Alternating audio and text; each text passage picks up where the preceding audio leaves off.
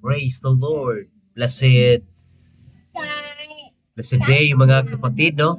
Have a blessed day sa ating buhay, no? Napaka-gandang pagmasdan ng mga anak ng Diyos ay mayroon po pagpupuri at pagpasasalamat sa Kanya mga kapatid. Tandaan po natin, lagi lang tayong magpapasalamat sa Panginoon. Amen. Hallelujah. Dahil lahat ng tagumpay ay biyaya ng Diyos at papasasalamat tayo sa Panginoon.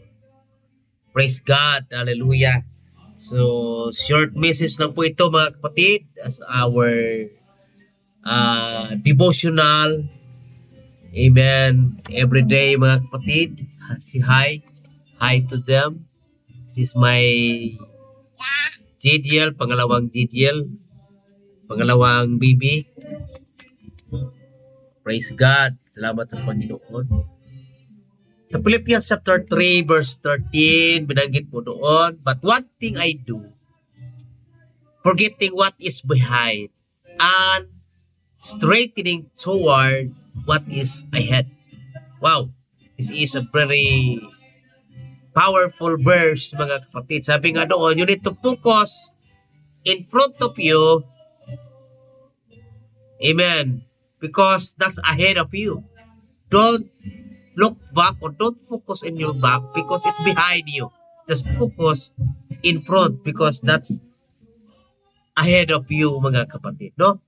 So, pinakamaganda, no? Napakagandang words of encouragement sa buhay po natin. Sabi dito, success is not final. Failure is not a fatal. It is the courage to continue that counts. Amen. Hallelujah. In our walk with God, success and failure are both temporary moments. Yes. Temporary moments lang ang mga may success at failure. Minsan kasi, sabi nga, ang buhay ay parang gulong. Minsan nasa taas, minsan sa baba. Ikot-ikot lang mga kapatid. Kaya nga, sabi nga po ng Panginoon, sabi po ng Haring David, in the good times and in the bad times, just praise His name. Magpapasalamat po tayo. The good times, in the success, amen. Pasalamat po tayo sa Panginoon. In the bad times, lalo magpasalamat tayo sa Diyos. Wala tayong hawak, mga kapatid. Lahat na ito ay sa Diyos. Hallelujah. So, what truly matters is the courage to keep going. Trusting that God is with us. Through every triumph and every setback, His strength allows us to persevere. Reminding us that His grace sustains us through every challenge. Amen. Praise God. Hallelujah. Purihin ang Panginoon. Kanyang biyaya, mga kapatid, ang siyang nagbigay sa atin. Hallelujah. Ng lakas. His grace is enough.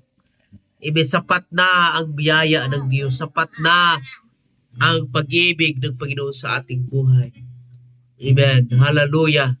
So, bilang mga Kristiyano, bilang mga anak ng Diyos, tayong lahat ay pinagpapala, mga kapatid. Amen. In everything, give thanks to Him. In the good times, you experience in bad times, just praise Him. If you experience in the good times, just praise Him, mga kapatid.